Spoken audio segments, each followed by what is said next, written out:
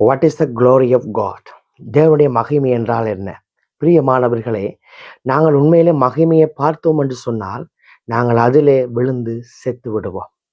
ஏனென்றால் அவருடைய மகிமை என்பது வரவிலக்கணப்படுத்த முடியாத ஒரு காரியம்.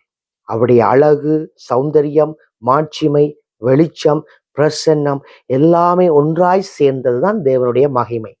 பழைய ஏற்பாட்டிலே பார்த்தீங்களா, இந்த மகிமைக்கு யாரும் வரவிலக்கணப்படுத்த முடியாது.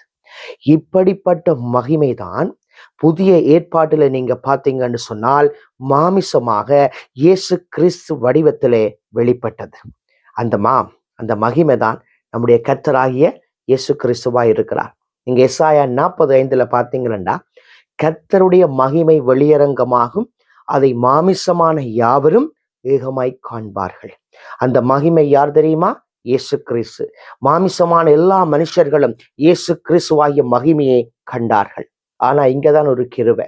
பழைய ஏற்பாட்டுல தேவனுடைய மகிமையை பார்த்தா அவன் மரித்து விடுவான். யாத்ரா 33:20 தேவன் சொல்கிறார், என்னை கண்டு ஒருவனும் உயிரோடு இருக்க முடியாது என்று.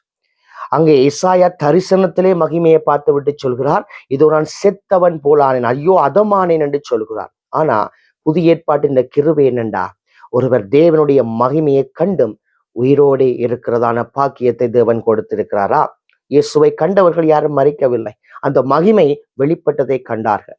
இன்றைக்கு நீங்க யோசிக்கிறீங்களா, நாங்கள் தேவனுடைய மகிமையை காணவில்லை என்று? இல்லை, உங்களுடைய சரீர கண்கள் காணாமல் இருக்கலாம், ஆனால் அப்படிப்பட்ட மகிமையின் தேவன் உங்களுக்குள்ளும் எனக்குள்ளும் வந்து வாசம் பண்ணி கொண்டிருக்கிறார். நாங்கள் மறிக்கவில்லை. எவ்வளவு பெரிதான கிருபை! இந்த 2025 கடைசி நாள் வரைக்கும் தேவன் மகிமையாய் நம்மை நடத்தி வந்திருக்கிறார். மகிமையின் தேவன், உலகத்திலே ஒருவரும் சேரக்கூடாத ஒளியில் வாசம் பண்ணுகிற தேவன் உங்களுக்குள்ளும் எனக்குள்ளும் வந்து வாசம் பண்ணி கொண்டிருக்கிறார். அவரை துதிப்போம், நன்றியோடு வரப்போற ஆண்டுக்குள்ளே கடந்து செல்லுவோம். கர்த்தர் உங்களை நிறைவாய் நடத்துவாராக. ஆமென்.